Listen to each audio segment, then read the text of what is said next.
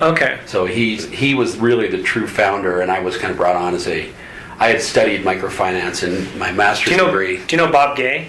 Yeah, I know. I mean, he doesn't know me, but he was my mission president. Oh, he was? Yeah. Oh, that's interesting. Yeah, great guy. I mean, he doesn't know me from Adam. He's on the board. So I met him a few times, and I was just one of the other people there. So he had no idea who I was, but yeah, it was really awesome. Cool. There's just a lot of stuff happening right now that's really fun. And Jeff Davis would be another good guy to talk to. I mean, he's unfortunately not here.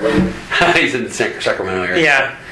But he's also a BYU and Harvard grad. Did my same degree, and really, really entrepreneurial guy. Just a good guy to know. Geoff Davis. Okay. And it was Unitas is the company, UNITS. Cool. So the thing I did in West Africa was not part of Unitas, but it was after that. And You went over there? Yeah, I was in Mali.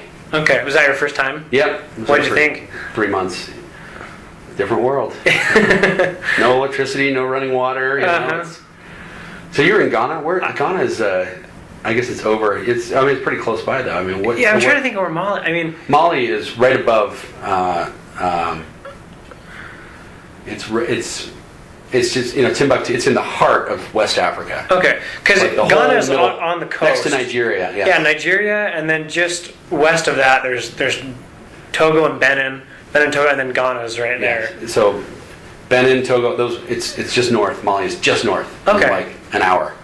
Oh, so it's right just north of that. Part of Mali, yeah. Yeah, then Ghana right would be on top of those. Southwest. Just right on top of the coast, right there. It's just Yeah, it was something. What was it like there in Ghana?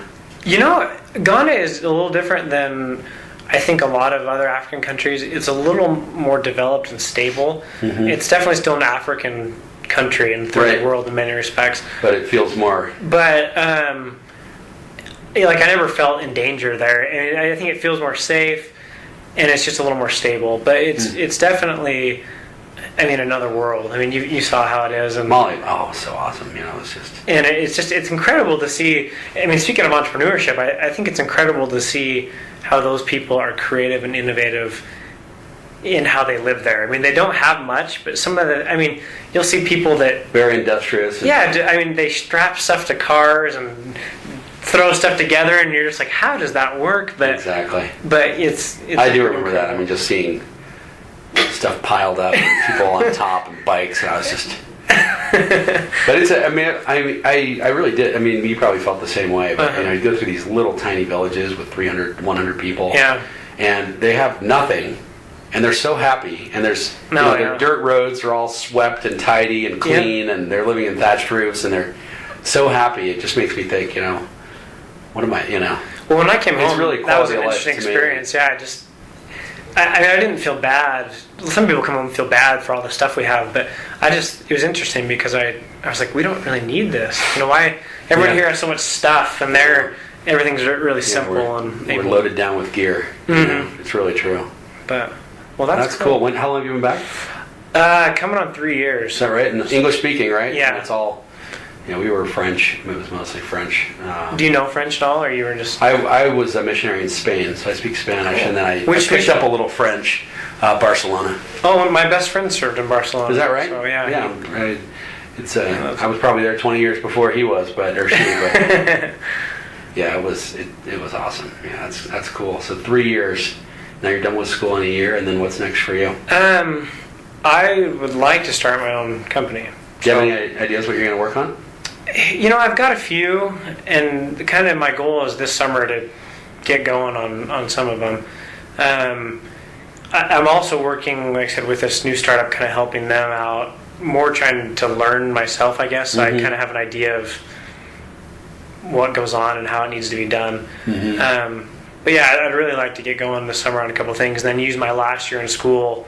You have a lot of resources at BYU with people that know what they're doing in entrepreneurship. Definitely. So it'd be nice to get something started while I'm there to utilize those resources, I guess. And work. If I were going to give one other piece of advice, just work on networking. Get to know people and genuinely try to help them. With what they're trying to do. It's really valuable. To know people and have them know who you are and what you're working on. It's just. I think it's just a good practice. You know? No, and that's why I've enjoyed not doing too these self-promoting either. Yeah. You know, I'm sure it is fun. It's great to meet people like you that are, connected and experienced in the entrepreneurship space. Yeah, like I say, it's I don't know, it's got its ups and downs. You know, it's definitely moments of it's just.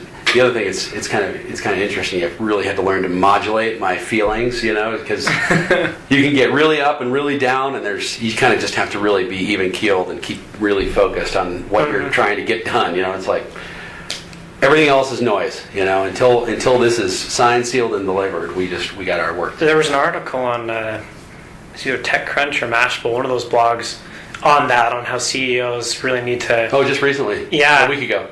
And how they need to. Keep their feelings level because there's a lot of ups and downs. Yep. And so that's right. I remember I saw that I think it was last Thursday, actually. A week ago today, if I'm not mistaken. But yeah, it's, there's intense. I think you should. I wish I'd started a company when I was right out of college, like you're thinking about. And I actually do keep an eye